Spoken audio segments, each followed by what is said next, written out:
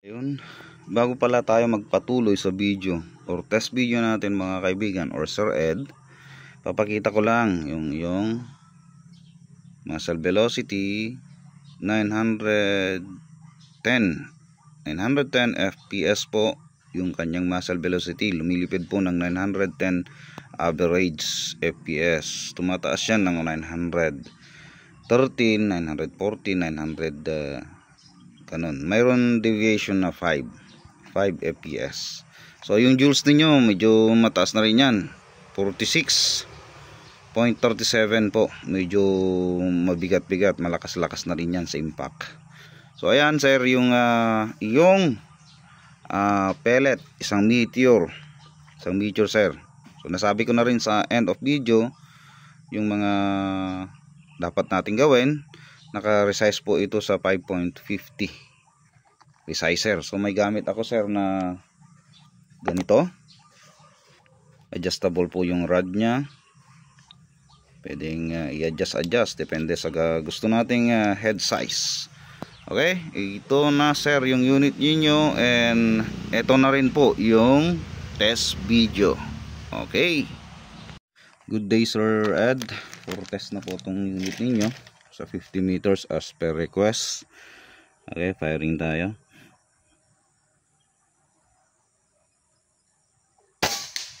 Hit isa,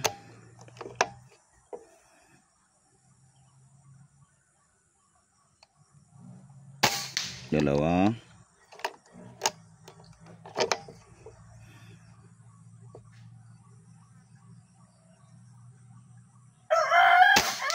tatlo,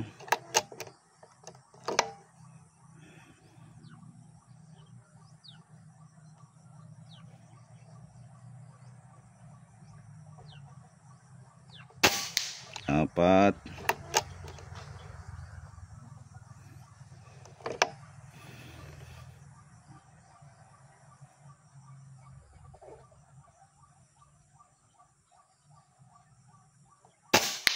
lima.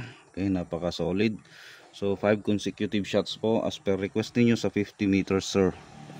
So maliit po yung target natin, around less than 1 inch yung maliit na yan sa 50 meters. So ang request niyo kasi pang long range yata, or sasali kayo sa 50 at 75 yards, and suset natin for long range shooting itong unit ninyo.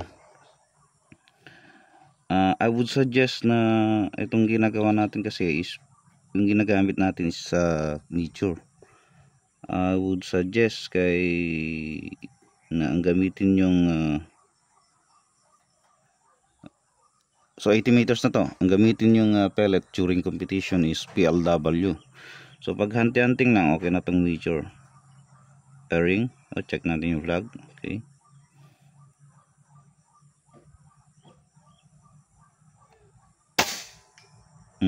tumagis, mintes. So ito yatang mataas. Tubukan natin dito sa 2.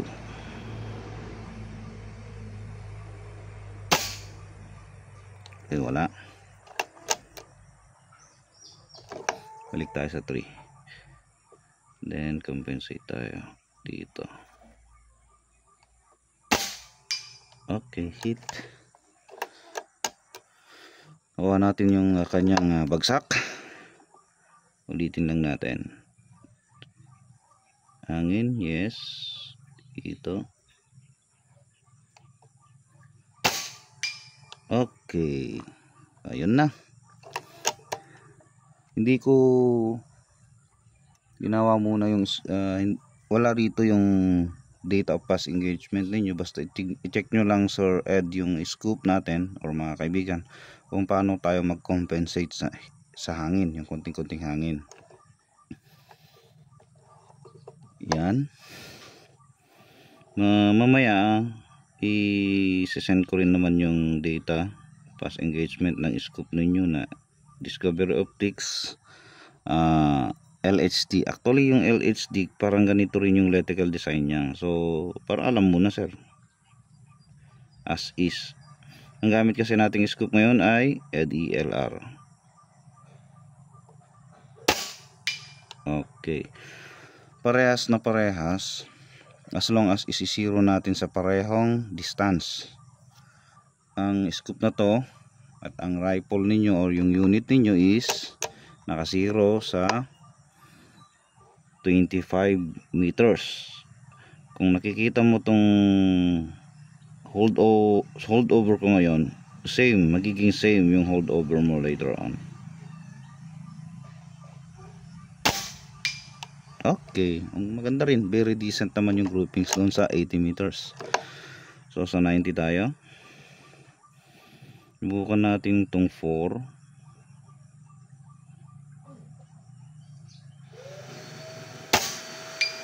Okay, hit na nga, sentro dun sa 3-inch target plate natin. So sa 90 na tayo.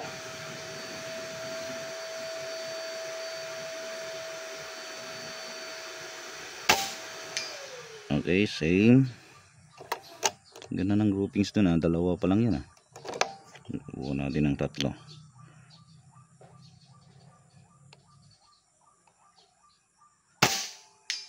Okay, yun, umiitim. Nakikita ba sa video? Oh, masyadong makinang yung plates. Sorry. Isa pa. 90 meters. Uy, this na. Ulitin natin. Hihina ng shooter.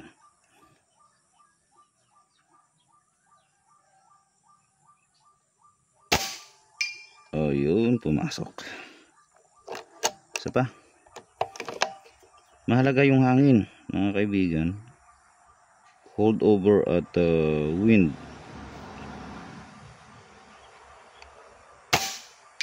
Okay, yun. Laging hit na yan. Ay, tuloy-tuloy na natin to. Lalo na at alam na natin yung POI nya.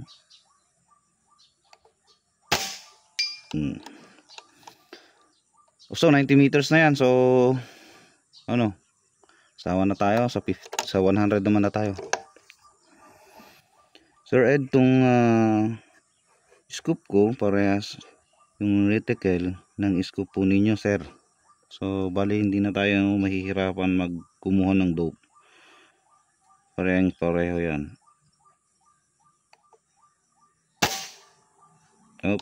Wala. Hanapin natin na naman yung 100 meters. L4 kanina yon, sa 5 tayo dito. Try natin dito. Okay, hit. So ayan yung 100 meters POI mo or yung data of pass engage mo nasa 5. Tapos pag mahangin konti, okay, hit ulit. So ganun lang, sir. 900 fps po, 910 fps po.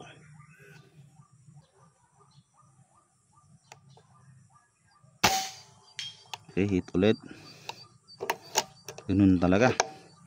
So ibig sabihin nakaka-hit po siya ng 100 meters. So okay, yun yung data of pass engagement. Parehas na kasi yung scoop natin, sir. So yan na yung kuan, tanggalin na natin yung scoop ay yung camera natin or yung cellphone natin sa side cam. So ito, sir, yung unit ninyo, Taurus SN24-0037, Sir Ed from La Union. Thank you so much, sir, sa pagtiwala or trusting po ng NBAS.